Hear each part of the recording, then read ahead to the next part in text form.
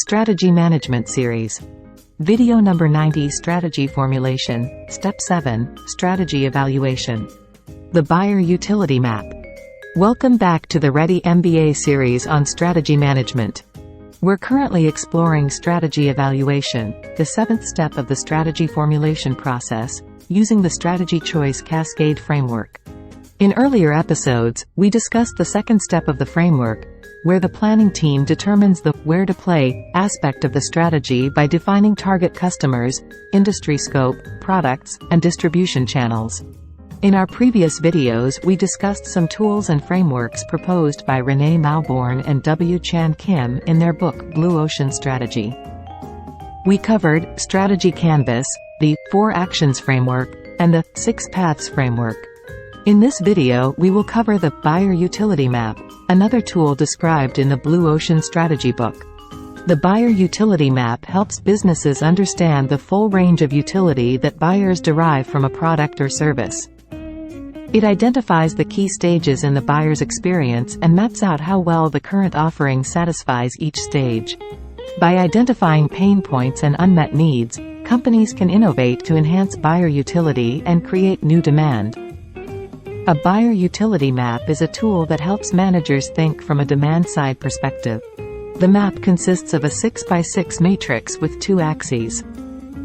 The horizontal axis covers the buyer experience cycle and the vertical axis focused on utility levers. Horizontal axis.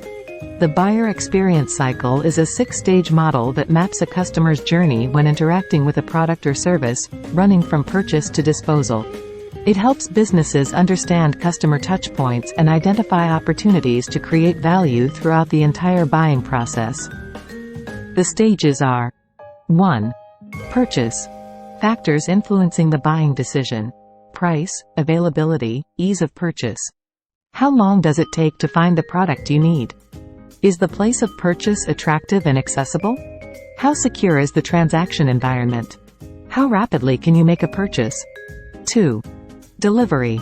How the product or service is delivered, timeliness, installation, instructions. How long does it take to get the product delivered? How different is it to unpack and install the new product? Do buyers have to arrange delivery themselves? If yes, how costly and how difficult is this? 3. Use. The customer's experience while actively using the offering, functionality, ease of use, performance. Does the product require training or expert assistance? Is the product easy to store when not in use? How effective are the product's features and functions? Does the product or service deliver far more power or options than required by the average user? Is it overcharged with bells and whistles? 4. Supplements. Any additional products or services needed alongside the core offering, accessories, add-ons. Do you need other products and services to make this product work? If so, how costly are they? How much time do they take? How much pain do they cause? 5. Maintenance. Ongoing maintenance requirements, ease of maintenance, repair availability, customer support. Does the product require external maintenance? How easy is it to upgrade and maintain the product? How costly is maintenance? 6. Disposal. What happens to the product at the end of its life? Disposal options, environmental impact. Does use of the product create waste items? How easy is it to dispose of the product? Are there legal or environmental issues in disposing of the product safely? How costly is disposal? Now let's move to the vertical axis. The utility levers are 6 core aspects that influence the overall value a customer perceives from a product or service. By focusing on these levers and strategically addressing them, businesses can create a more attractive and differentiated value proposition.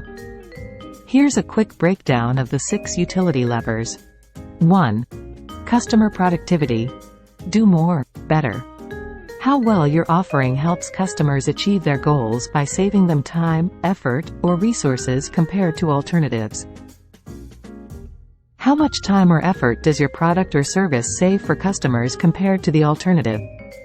Does your product or service help customers achieve higher quality results or improve their efficiency? How well does your product or service integrate with other tools and processes used by your customers? 2. Simplicity. Easy to understand and use. How user-friendly and intuitive your product or service is. Clear instructions and a straightforward interface are crucial. How easy is it for customers to understand, use, and navigate your product or service? How intuitive and user-friendly is the interface and functionality of your product or service?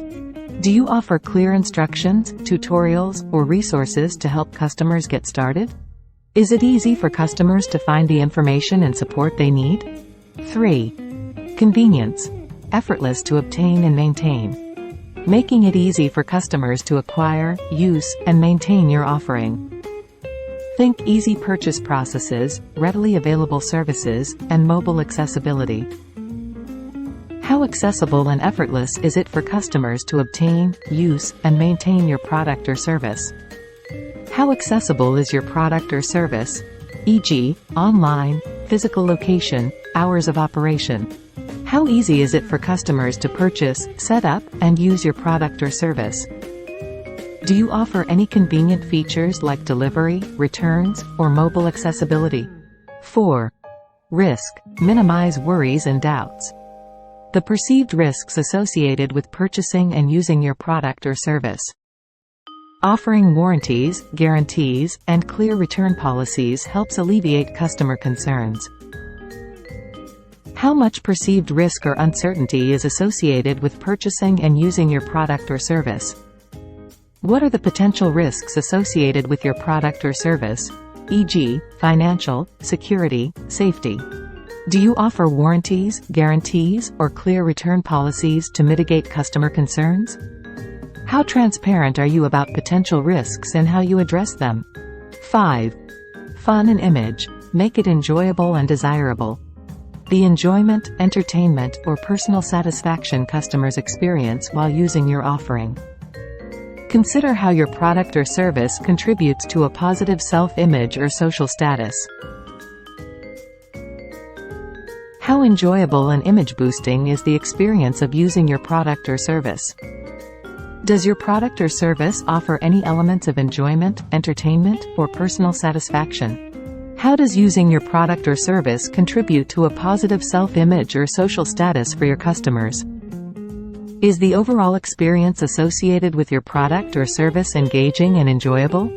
6. Environmental friendliness. Minimize environmental impact. How sustainable and eco-friendly your product or service is. Consider factors like using recyclable materials, reducing energy consumption, and minimizing waste generation. How much does your product or service consider and minimize its environmental impact? How sustainable are the materials and production processes used for your product or service? Does your product or service have a low environmental footprint, e.g., energy consumption, waste generation? Do you offer any environmentally friendly features or programs that appeal to customers? The Buyer Utility Map can help the planning team. 1. Identify the full range of utility and see how their industry is blocking utility for buyers. 2. Think outside the box in business and turn customers' pain points into opportunities. Test whether their business or product service offers a leap in value to buyers. 3. Test whether their business or product service unwittingly blocks buyer utility across the totality of the buyer's experience. Here's a step-by-step guide on how to use the Buyer Utility Map. Step 1. Define the scope and stakeholders. Identify the specific product or service you're analyzing. Determine the relevant customer segment you're targeting. Gather a team of stakeholders from different departments, marketing, sales, product development, for diverse perspectives. Step 2. Prepare the map. Draw a 2-axis grid on a whiteboard or use a digital tool. On the horizontal axis, list the stages of the buyer experience cycle. This typically includes stages like purchase, delivery, use, supplements, maintenance, and disposal. On the vertical axis, list the utility levers that impact customer experience.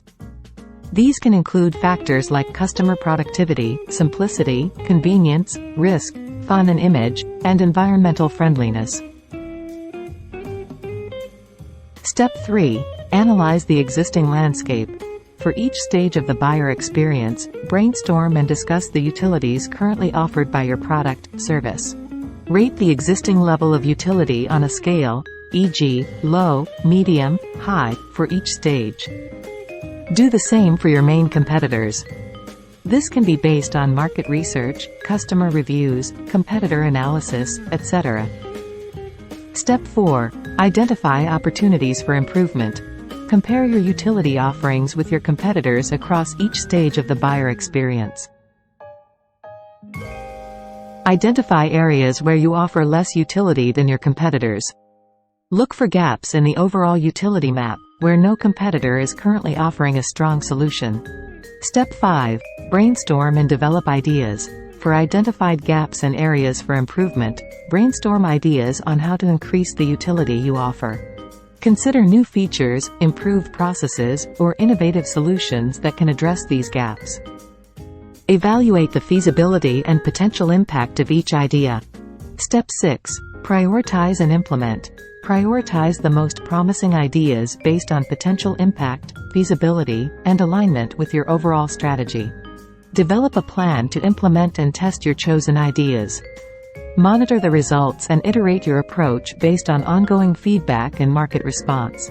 Additional tips. 1. Involve customers in the process whenever possible. Conduct surveys, user interviews, or focus groups to gain insights into their needs and preferences. 2. Consider the trade-offs between different utilities. Increasing one utility might come at the expense of another. 3. Think beyond your industry and draw inspiration from innovative solutions in other areas. 4.